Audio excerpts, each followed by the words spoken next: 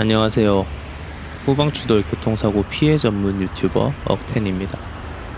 신형 K5를 작년 8월에 구매를 했고 어느새 차를 출고한 지 이제 10개월째 돼가는데 저는 벌써 후방추돌 사고를 무려 두 번이나 당했습니다. 누가 나 죽여라고 시켰냐? 그 덕에 저는 현재 목 디스크가 점점 악화되어 가고 있는 중입니다.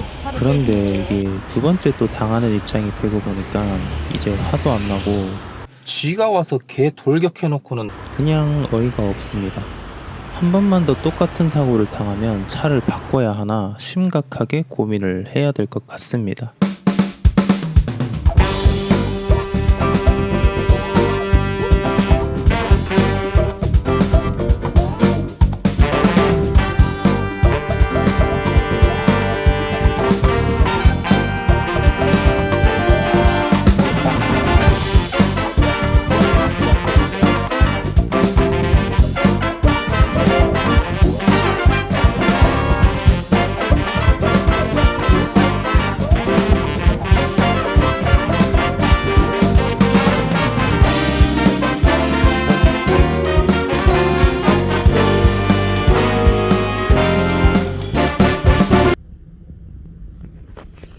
교통사고 병원 정보 리뷰인데 인트로가 아주 난리 부르스네요. 여러분이 교통사고를 당하면 여러가지 선택지가 놓이게 되는데 일단은 어떤 병원을 가야 할 것이며 그리고 입원을 해야 하는지 통원을 해야 되는지 이런 부분에 대해서 결정을 해야 됩니다. 첫 번째로 제가 추천을 드리는 병원은 가까운 중견급의 한방병원을 먼저 가보시는 것을 추천드립니다. 그 한방병원에서 어떤 치료를 지원을 하는지 그런 치료들도 좀 꼼꼼히 살펴보고 가는 게 좋을 것 같고요. 중견급이라고 하면은 깨끗한 시설, 예쁜 친절한 의료진 그리고 입원실이 잘 구비되어 있는 곳 정도라고 생각을 합니다. 가보기 전에 네이버 검색이나 리뷰나 사진 같은 것들도 한번 보고 찾아가시면 좋을 것 같아요. 그런데 교통사고의 그 대명사 자생한방병원 있잖아요. 명성에 비해 만족도는 그렇게 높은 편은 아니었던 것 같습니다.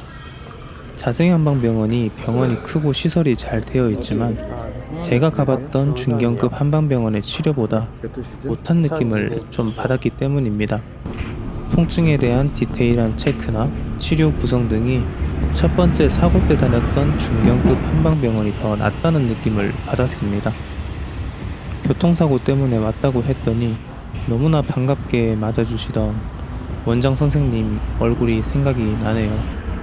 그런 원장님이 있는 병원을 가시면은 확실히 좋은 것 같습니다. 참고로 병원은 마음에 드는 데를 찾을 때까지 옮겨 다니면서 진료를 볼 수 있어서 저는 마음에 드는 데가 있을 때까지 찾아보시는 것을 추천을 드립니다. 그리고 자생한방병원도 좀 미세한 차이가 있습니다. 광화문점과 강남 본점을 이제 모두 입원을 해봤는데 광화문점은 의료진이 그렇게 많지 않아서 예약 잡는 것이 힘들었고 시설도 조금 노후한 느낌이었다면 강남 본점은 의료진이 많아서 예약이 수월한 편이었고 시설도 좀 깨끗한 느낌이었습니다. 그리고 밥도 살짝 강남 본점이 메뉴가 좋았습니다. 저같이 365일 다이어트를 하는 사람에게는 똑같은 메뉴일 뿐이지만요. 강남점은 입원실에서 내려다보는 뷰도 꽤 괜찮습니다. 그리고 병원 간호사 선생님들이 예전 영상에서도 한번 말씀드린 적이 있지만 정형외과는 정말 별로 추천하지 않습니다. 자동차 보험에서 정형외과 치료 항목을 제한을 해놔서 대부분은 물리치료 하나밖에 할 수가 없습니다. 또 정형외과를 찾아다녀 봤는데 다 물리치료 하나밖에 지원이 안 되니까 선생님들도 좀 난감해하는 기색이 있더라고요. 그런데 한방병원에서 차도가 보이지 않을 경우에는 정형외과를 가보는 것도 좋습니다. 일주일 정도의 병원 진료 기록이 있으면 주사약물 치료가 가능해지기 때문입니다. 첫 사고를 당했을 때는 몸이 좀 불편해도 입원을 안 하고 통원 치료를 했습니다. 진행 중이던 일 계약 기간도 얼마 안 남았었고 이 정도는 좀 버티면서 일을 해보자고 생각을 했는데 그게 이제 고문의 시작이었던 거죠. 몸 회복은 더디기만 하고 사업장에서 일과 시간에 통원 치료를 다니니까 이제 눈치가 보였죠. 사실 교통사고 후 치료를 해보면서 느끼는 건 10가지 좋은 치료를 받는 것보다 몸을 쉬게 해주는 게 가장 좋다는 생각이 들었습니다. 그래서 두 번째 사고는 입원을 결심을 하게 되었는데요. 제 경험상으로는 정말 일이 급하지 않은 상황이라면 미미한 증상이 있더라도 그 증상이 더 커질 수 있기 때문에 무조건 입원을 하는 것을 추천합니다. 단 일주일이라도요. 치료를 받으면서 몸을 쉬게 해줄 수가 있고 증상에도 바로 대응을 할 수 있으니까요. 저 같은 경우는 시간이 갈수록 두통과 통증이 심해져서 후유증이 좀 늦게 나타나는 바람에 혼이 났습니다. 그리고 몸 다음으로 가장 중요한 치료가 있죠. 우리는 이런 과정을 통해 받아야 할 마지막 치료가 있습니다.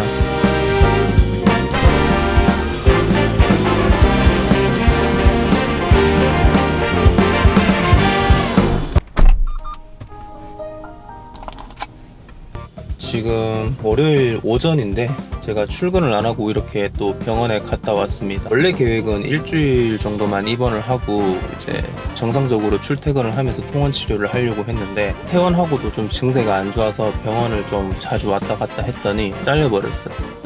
계약이 해지가 돼버렸는데 근데 어쩔 수가 없죠. 제가 뭐 일을 제대로 할 수도 없고 일을 할 수 없는 인력을 또 계속 그렇게 편의를 봐주면서 고용을 할 수는 없으니까 단가가 싼 것도 아니고 서로 어떻게 보면 이게 맞는 것 같아요. 저도 혼자 치료에 전념을 하는 게 좋고 정규직처럼 안정적이지 못한 게 이제 프리랜서의 단점일 수도 있겠죠. 지금은 치료에만 전념을 하고 있어요.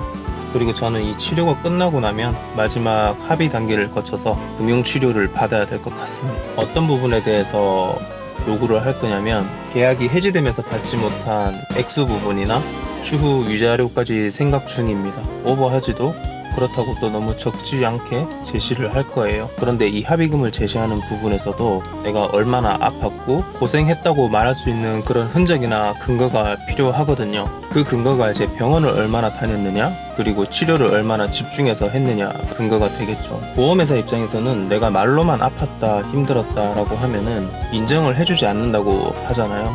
그게 어떻게 보면 맞고요. 병원을 다니면서 나온 치료비를 근거로 판단해서 합의를 하기 때문에 이런 부분에 대해서 근거를 만들어 놓기 위해서라도 꼭 치료는 성실하게 받으셔야 됩니다. 본인의 몸을 위해서라도요. 사고가 없는 게 가장 중요하겠지만 혹시라도 사고를 당하시는 시청자분이 계시다면 꼭 유념을 해두셨으면 좋겠습니다. 그래서 저는 이제 당분간 또 백수라서 영상에 조금 더 집중을 해보려고 합니다. 짧은 기간이라도 좀 더 자주 찾아뵐 수 있도록 한번 노력을 해보겠습니다. 요즘 스타벅스 그거 모으고 있어가지고 이거 계속 사먹고 있어요. 맛있다. 가자 K8구야 제발 사고 좀 그만 당하자 이제.